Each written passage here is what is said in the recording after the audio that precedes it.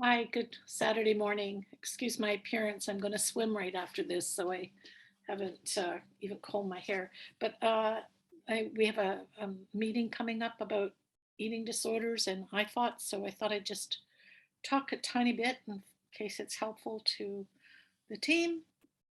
I think coming out of genocide, coming out of complex trauma, eating disorders are pretty normal. And there's just been so many stories about how eating disorders have impacted survivors. I can think about uh, some of my own experiences coming out of starvation and homelessness and tragic childhood, and the 60 scoop, and the craving for family, the crave trying to fill that hole, trying to have my family back. Sometimes I would do that through food, and the shock of going into a foster home where there was food everywhere, even a bowl of fruit on a counter. One of the things I would do was sleepwalk at night and go into their pantries and into their and collect up food and put it in my bed. Unbeknownst to me, I'd wake up with cans of food and fruit, and to the dismay of the foster parents, it was a normal reaction to starvation as a child, right? And I also hear stories where people were blocked from eating, and so the survivors started to block the access to food for their own children, right? So food is very charged coming out of genocide. We hoard, we block, we stuff, we purge.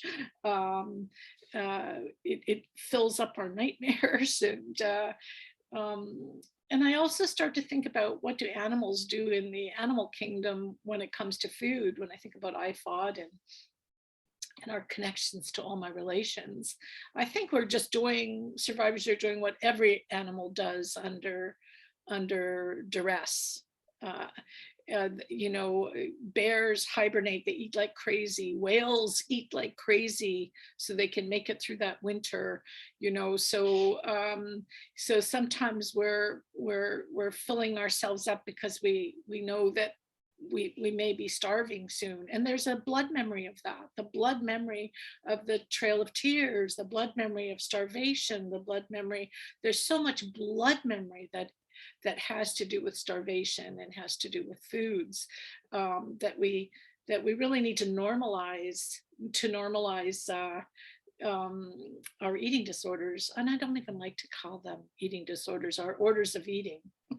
Our orders of eating. What do animals do to make it through the seasons that they have? Squirrels they know the time is coming and they'll hoard all their acorns, right? So we're beautiful animals here, having gone through intergenerational knowledge of starvation, of some of us are really good at being anorexic so that we can run for miles to find um, the runners who would go find food, the scouts. So I would like to really think about uh, eating disorders in a more normalized way, and more like orders of eating. And then to maybe, when we do have clients we do have people that we're sitting with that are triggered by food, that are hiding their sexuality through food, that are stuffing out of yearning and grieving with food, stocking up. My cupboards are full. They will always be full because I'm prepared. I'm a squirrel, right? I think we also have to think about, how do we help people where the eating disorders are impacting their health, their physical health, and where does IFOT come into that? And I think about our unpacking, the wheel that we use. I mean, that when we unpack things, some of it's familial, some of it's intergenerational. There's a whole, some of it is systemic, and some of it is political. When we're unpacking our felt senses about our orders of eating, we can actually unpack it and lay it out and have a look. How much of this is vicarious? How much of this is intergenerational. This is where the IFOT comes in really helpfully. How much of this, is grief, and then unpack that. How much am I holding for others? Think of it in a very collective form. I don't know if this helps a bit. I don't want to talk a lot, but there's my thoughts today on eating, orders of eating. I would rather call it orders of eating. Thank you.